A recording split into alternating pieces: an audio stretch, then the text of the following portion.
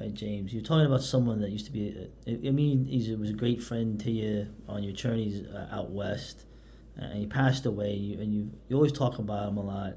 You want to give a little tribute to Mr. Riley Smith.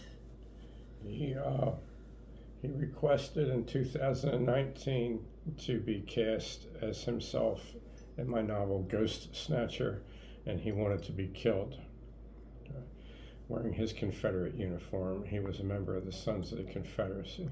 Nice. And that book's still not in print. Jeff Randolph will get it out there at some point. Good.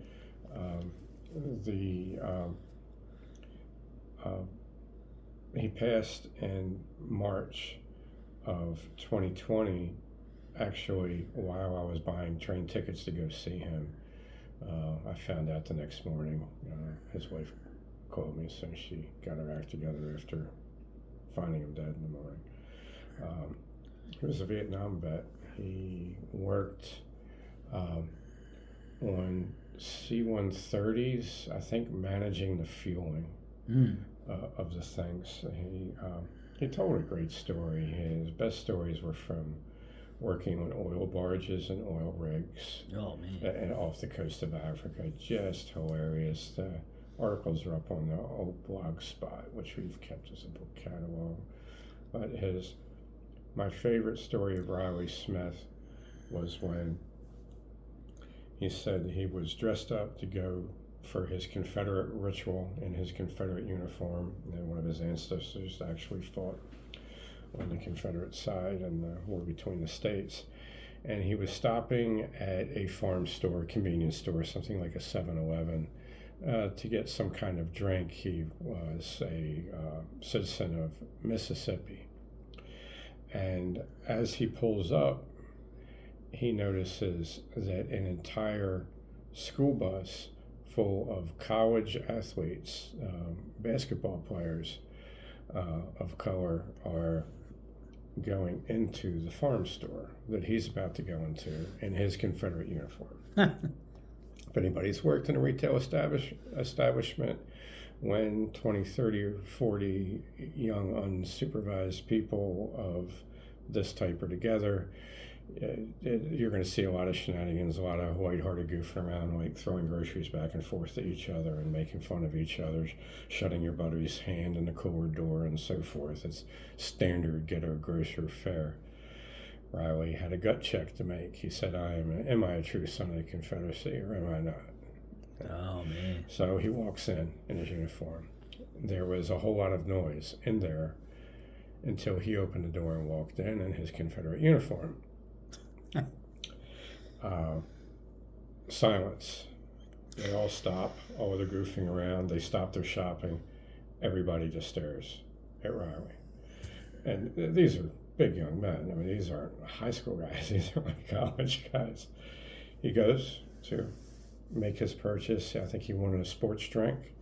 He goes over there and gets his Gatorade or whatever it was. And the young man stands aside for him to get this. He goes up to the register. Another young fellow stands aside. Riley makes his purchase. He takes his purchase to the front door and he notices that there is still complete silence. So he turns around before he leaves. He gives a little salute and he says, "Continue." And he walks out. That's funny. Now I bet you these guys, they probably didn't even know what the hell it was going. They just saw some weird old white man in like some old cowboy uniform or something. Oh, they knew it was a Confederate. Oh, they did? It was Mississippi, bro. Wow. It was.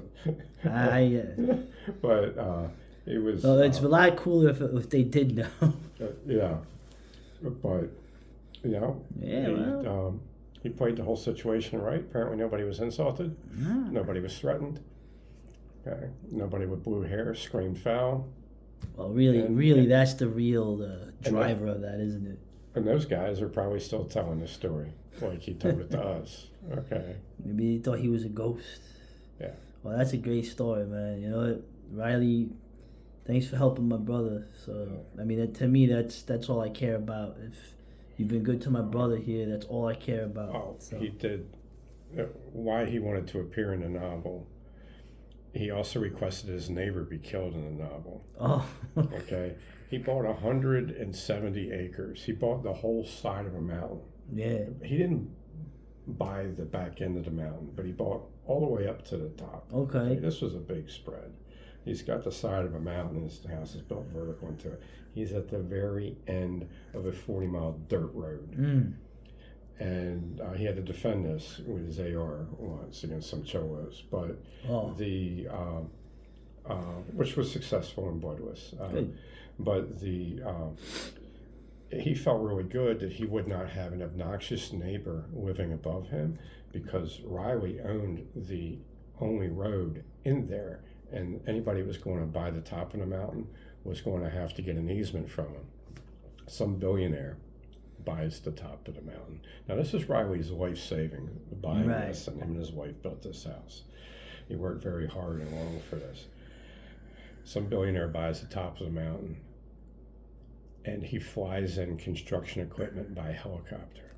Capitalist pig. And once it's built, he goes grocery shopping down in the flatlands in his helicopter. So twice a week, Riley had to put up with this jerk billionaire living on top of the mountain, flying back and forth to the grocery store in his helicopter.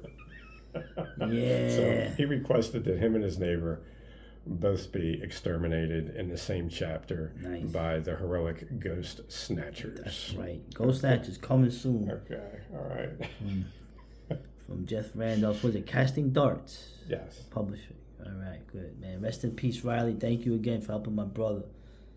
Thank you. He's a good guy.